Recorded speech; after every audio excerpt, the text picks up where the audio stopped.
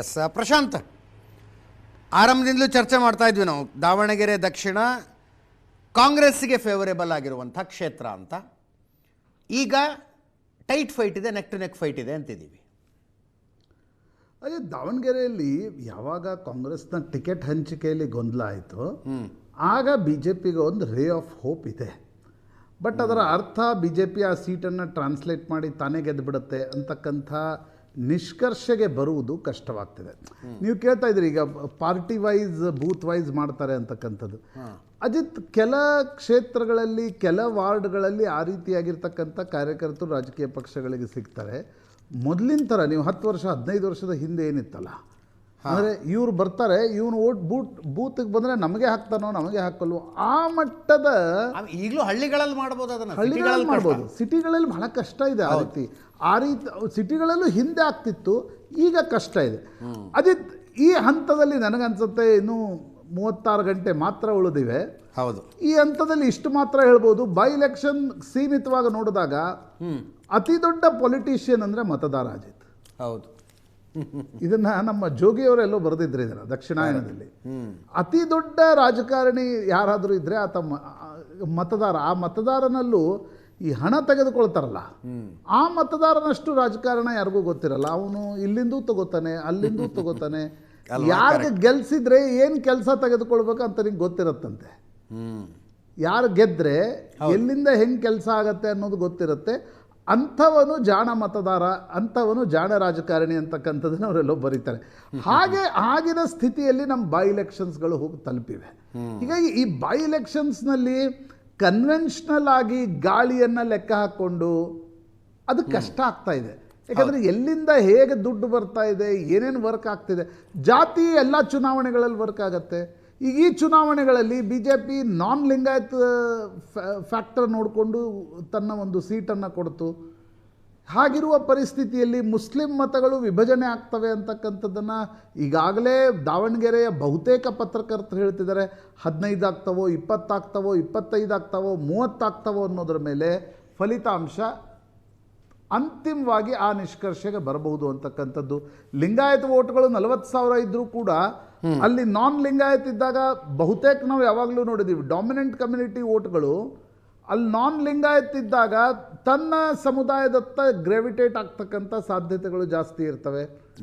ನಾಯಕ ಸಮುದಾಯ ಪ್ರಿಡಾಮಿನೆಂಟ್ಲಿ ಕಾಂಗ್ರೆಸ್ನ ವೋಟ್ಗಳು. ಬಟ್ ಈ ಬಾರಿ ನಾಯಕ ಸಮುದಾಯದ ಬಿ ಜೆ ಪಿ ಅಭ್ಯರ್ಥಿ ಇರೋದ್ರಿಂದ ನೋಡಿ, ಅವ್ರ ನಾಯಕ ಸಮುದಾಯದ ಒಬ್ಬ ಕಾಂಗ್ರೆಸ್ ನಾಯಕನೂ ಕೂಡ ಪ್ರಚಾರಕ್ಕೆ ಬಂದಿಲ್ಲ. ಹೀಗಿರುವಾಗ ಅವು ಎಲ್ಲಿ ಕನ್ಸಾಲಿಡೇಟ್ ಆಗ್ತವೆ, ದುಡ್ಡಿನ ಪ್ರಭಾವ ಎಷ್ಟು, ಇವೆಲ್ಲವೂ ಕೂಡ ಅಂತಿಮವಾಗಿ ವರ್ಕೌಟ್ ಆಗುತ್ತೆ. ಮೇಲ್ನೋಟಕ್ಕೆ ದಾವಣಗೆರೆಯಲ್ಲಿ ಒಂದು ಸ್ವಲ್ಪ ಮಟ್ಟಿಗಿನ ray of hope B J ಪಿಗಿದೆ. ಬಟ್ ಕಾಂಗ್ರೆಸ್ ನಾಯಕರು ಕೂಡ ಅಂತಿಮ ಗಳಿಗೆವರೆಗೆ ಹೇಳ್ತಾ ಇರ್ತಕ್ಕಂಥದ್ದು 3ರಿಂದ ಇರ್ಬೋದು 4,000ದಿಂದ ಇರ್ಬೋದು, ಗೆಲ್ಲೋದು ನಾವೇ, ನಮಗೆ ಜಾಸ್ತಿ ಎಜ್ಜಿದೆ ಅಂತಕ್ಕಂಥದ್ದು. ಬಾಗಲಕೋಟೆ ಕೂಡ ಬಿ ಜೆ ಪಿ ಮೊದಲು ಹೇಳ್ತಾ ಇತ್ತು, ಇಲ್ಲ ನಮಗೆ ಎಜ್ಜಿದೆ ಅಂತಕ್ಕಂಥದ್ದು. ಆದರೆ ಕೊನೆಗೆ ಸಿದ್ದರಾಮಯ್ಯನವರಲ್ಲಿ ಹೋಗಿ 5 ದಿನ 6 ದಿನ ಹೋಗಿ ಪ್ರಚಾರ ಮಾಡಿದ ಮೇಲೆ ಅಲ್ಲಿ ನಿಧಾನವಾಗಿ ಪರಿಸ್ಥಿತಿ ಬದಲಾಗ್ತಿದೆ ಅನ್ನೋದು.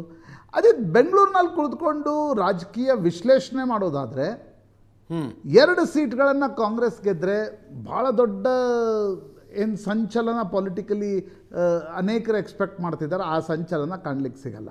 ಓಕೆ, 1 ಸೀಟ್ ಕಾಂಗ್ರೆಸ್ ಗೆದ್ದು 1 ಸೀಟ್ ಬಿ ಜೆ ಪಿ ಗೆದ್ದರೆ ನಿಶ್ಚಿತವಾಗಿ ಒಂದು ಸಂಚಲನ ಇರುತ್ತೆ. ದಾವಣಗೆರೆ ಸೀಟೇ ಕಾಂಗ್ರೆಸ್ ಸೋತ್ರೆ ಸಿದ್ದರಾಮಯ್ಯ ಮತ್ತು ಡಿ ಕೆ ಶಿವಕುಮಾರ್ ಬಣ ಇರ್ಬೋದು, ಮುಸ್ಲಿಂ ನಾಯಕರ ನಡುವಿನ ತಿಕ್ಕಾಟ ಇರ್ಬೋದು, ಅದು ಇನ್ನೊಂದು ಹಂತಕ್ಕೆ ಹೋಗುತ್ತೆ. ಬಾಗಲಕೋಟೆ ಏನಾದರೂ ಕಾಂಗ್ರೆಸ್ ಸೋತು ದಾವಣಗೆರೆ ಕಾಂಗ್ರೆಸ್ ಗೆದ್ದರೆ ಕುರುಬ ಸಮುದಾಯದ ಅಭ್ಯರ್ಥಿ ಹೆಂಗೆ ಸೋತರು ಅನ್ನೋದರ ಬಗ್ಗೆ ಸಾಕಷ್ಟು ಚರ್ಚೆಗಳು ನಡೀತವೆ.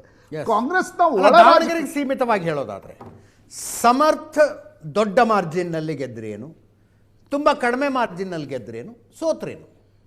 ಅದೇ ನೋಡಿ, ಸಮರ್ಥ ಒಂದು ವೇಳೆ ದಾವಣಗೆರೆಯಲ್ಲಿ ದೊಡ್ಡ ಮಾರ್ಜಿನ್ನಲ್ಲಿ ಗೆದ್ದರೆ ಅದು ಡಿ ಕೆ ಶಿವಕುಮಾರ್ಗೂ ಮತ್ತು ಶಾಮನೂರ್ ಕುಟುಂಬಕ್ಕೂ ಕೂಡ ಒಂದು ದೊಡ್ಡ ಗೆಲುವು ಅನ್ನೋದು ಸ್ಪಷ್ಟ. ಜೊತೆಗೆ ದೊಡ್ಡ ಮಾರ್ಜಿನ್ನಲ್ಲಿ ಗೆದ್ದರೆ ಜಮೀರ್ ಅಹ್ಮದ್ ಎಷ್ಟೇ ಅಸಮಾಧಾನಗೊಳ್ಳಿ ಅವರ ಇಫೆಕ್ಟ್ ಮುಸ್ಲಿಮರ ಮೇಲೆ ಏನಿಲ್ಲ ಅನ್ನೋದನ್ನು ದಿಲ್ಲಿಗೆ ರಿಪೋರ್ಟ್ ಮೂಲಕ ಡಿ ಕೆ ಶಿವಕುಮಾರ್ ಕಳಿಸ್ತಾರೆ. ಆಗ ಜಮೀರ್ ಅಹ್ಮದ್ ಖಾನ್ ಮೇಲೆ ಕ್ರಮ ತೆಗೆದುಕೊಳ್ಬೇಕು ಅಂತಕ್ಕಂಥ ಒತ್ತಡ ಬಂದರೂ ಆಶ್ಚರ್ಯ ಇಲ್ಲ. ಡಿ ಕೆ ಶಿವಕುಮಾರ್ ಮತ್ತು ಅವರ ಬಣದಿಂದ, ಸಲೀಂ ಅಹ್ಮದ್, ರಿಜ್ವಾನ್ ಅರ್ಷದ್ ಅವರಿಂದ. ಒಂದು ವೇಳೆ ಕಂಫರ್ಟಬಲಿ, ಅಂದರೆ ನನಗೆ ಕಂಫರ್ಟಬಲಿ ಇನ್ ದ ಸೆನ್ಸ್ 7,000 8,000 ಗೆದ್ದರೂ ಕೂಡ ಇದೇ ರಿಪೀಟ್ ಆಗ್ತಕ್ಕಂಥ ಸಾಧ್ಯತೆಗಳು. ಓಕೆ. ಒಂದು ವೇಳೆ ಶಾಮ್ನೂರ್ ಕುಟುಂಬದ ಕುಡಿ ಸೋತ್ರೆ ಕಾಂಗ್ರೆಸ್ನಲ್ಲಿನ ಏನೊಂದು ಈಗ ತಲ್ಲಣ ಇದೆ, ಅದೊಂದು ಬೆಂಕಿಯ ಸ್ವರೂಪವನ್ನು ತೆಗೆದುಕೊಳ್ಳುತ್ತೆ. ಅಂದರೆ ನೀವು ಸೋಮವಾರ ಮಧ್ಯಾಹ್ನ ಒಂದು ವೇಳೆ ಕಾಂಗ್ರೆಸ್ ಸೋಲ್ತು ಅಂತ ಅಂದ್ಕೊಳ್ಳೋಣ ದಾವಣಗೆರೆಯಲ್ಲಿ, ಕಾಂಗ್ರೆಸ್ನ ಒಳಜಗಳ ಏಕಾಏಕಿ ಒಂದು ಹೊಸ ಸ್ವರೂಪವನ್ನು, ವಿಚಿತ್ರ ವಿಪರೀತ ಸ್ವರೂಪವನ್ನು ಕೂಡ ತೆಗೆದುಕೊಳ್ಳುತ್ತೆ ಅನ್ನೋದು ಕಳೆದ 20 ದಿನಗಳಿಂದ ನಡೆದಿರತಕ್ಕಂಥ ಪ್ರಹಸನಗಳಿಂದ ಸ್ಪಷ್ಟವಾಗಿ ಅರ್ಥ ಆಗ್ತಾ ಇದೆ. ಎಸ್. ಯಾಕಂದರೆ ಎಲ್ಲರೂ ಕಾಯ್ತಾ ಇದ್ದಾರೆ ಮೇ 4ರ ನಂತರ ಏನು ಅಂತ. ಪಂಚರಾಜ್ಯಗಳ ಚುನಾವಣೆಗಳಲ್ಲಿ ಕೇರಳದಲ್ಲಿ ಒಂದು ವೇಳೆ ಕಾಂಗ್ರೆಸ್ ಬಂದು ಅಧಿಕಾರ ಹಿಡಿಯುವ ಸಂಭ್ರಮ ಒಂದು 5-6 ದಿನ ಇರಬಹುದು. ಆದರೆ ನಂತರದ ಪರಿಸ್ಥಿತಿಯಲ್ಲಿ ದಾವಣಗೆರೆಯ ಸೋಲು ಏನಿದೆ ಅದರ ಎಂಟೈರ್ ಒಂದು ಚಿತ್ರಣ ದಿಲ್ಲಿಗೆ ಶಿಫ್ಟ್ ಆಗುತ್ತೆ. ಎಲ್ಲ ಬಣಗಳು ದಿಲ್ಲಿಗೆ ಹೋಗ್ಲಿಕ್ಕೆ ಶುರು ಆಗ್ತವೆ. ಮುಸ್ಲಿಂ ನಾಯಕರ ನಡುವಿನ ತಿಕ್ಕಾಟ ಹೊಸ ಸ್ವರೂಪವನ್ನು ತೆಗೆದುಕೊಳ್ಬೋದು. ನನಗನ್ಸುತ್ತೆ ದಾವಣಗೆರೆ ಕಾಂಗ್ರೆಸ್ ಗೆದ್ದರೆ ಜಮೀರ್ ಮೇಲೆ ಮಾತ್ರ ಒಂದು ರೀತಿ ತಲವಾರ್ ಲಟ್ಕೆಗಿ, ದಾವಣಗೆರೆ ಸೋತ್ರೆ ಆ ಜಗಳ ಏನಿದೆ ಅದು ವಿಚಿತ್ರ ಸ್ವರೂಪವನ್ನು, ವಿಪರೀತ ಸ್ವರೂಪವನ್ನು ಮಾತ್ರ ತೆಗೆದುಕೊಳ್ಳುತ್ತೆ ಅನ್ಸುತ್ತೆ. ದಾವಣಗೆರೆ ಸೋತ್ರೆ ದಾವಣಗೆರೆ ಸೋಲಿಗೆ ಜಮೀರ್ ಟೀಮ್ ಕಾರಣ ಆಯಿತು ಅನ್ನೋ ಆರೋಪ ಅದು ಜಾಸ್ತಿ ಆಗೋದಿಲ್ವಾ? ಅದು ಜಾಸ್ತಿ ಆಗತ್ತೆ. ಬಟ್ ದಾವಣಗೆರೆಯಲ್ಲಿ ಮುಸ್ಲಿಮರಿಂದ ಕಾಂಗ್ರೆಸ್ ಸೋಲ್ತು ಅನ್ನುವಂಥ ಸಂದರ್ಭದಲ್ಲಿ ಜಮೀರ್ ಮೇಲೆ ಕ್ರಮ ತೆಗೆದುಕೊಳ್ಳಿಕ್ಕೆ ಹೋದರೆ 2028ರ ಚುನಾವಣೆ ಮೇಲೆ ಅದರ ಇಫೆಕ್ಟ್ ಏನು ಅನ್ನೋದು ಕಾಂಗ್ರೆಸ್ ಹೈಕಮಾಂಡ್ ಗಣನೆಗೆ ತೆಗೆದುಕೊಂಡು ಫ್ಯಾಕ್ಟರ್ ಇನ್ ಮಾಡಿ ಕ್ರಮವನ್ನು ತೆಗೆದುಕೊಳ್ಬೇಕಾಗತ್ತೆ. ಕ್ರಮ ತೆಗೆದುಕೊಳ್ಬೇಕು ಅನ್ನುವ ಒತ್ತಡ ಜಾಸ್ತಿ ಆಗ್ಬೋದು.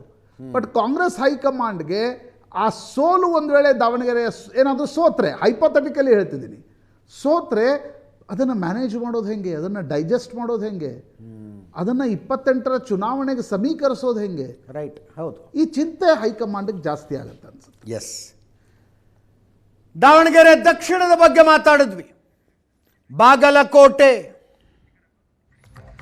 ಎರಡೂ ಪಕ್ಷಗಳವರಿಗೆ ಗೆಲುವಿನ ವಿಶ್ವಾಸ.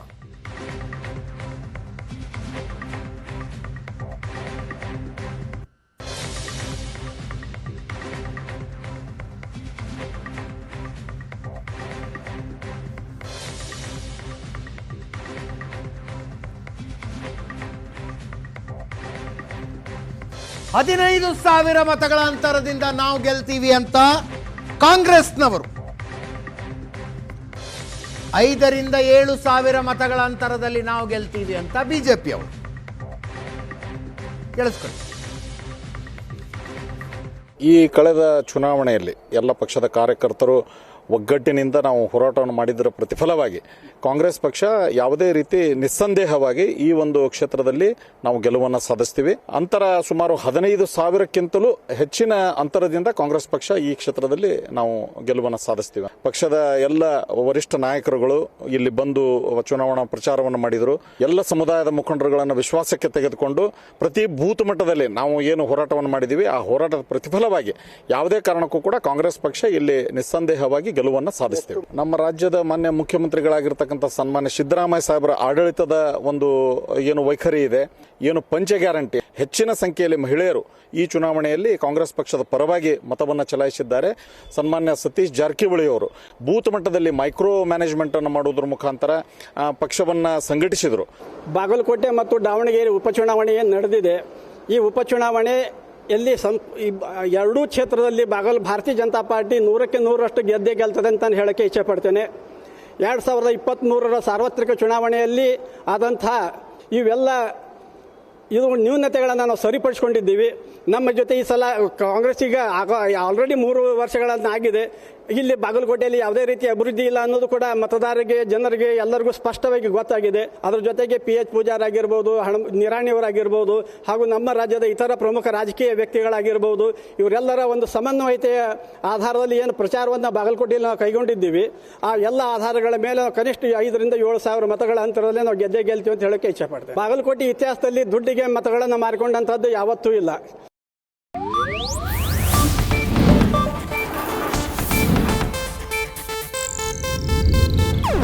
ಇದು ಏಷ್ಯಾನೆಟ್ ನ್ಯೂಸ್ ನೆಟ್ವರ್ಕ್ ಪ್ರಸ್ತುತಿ.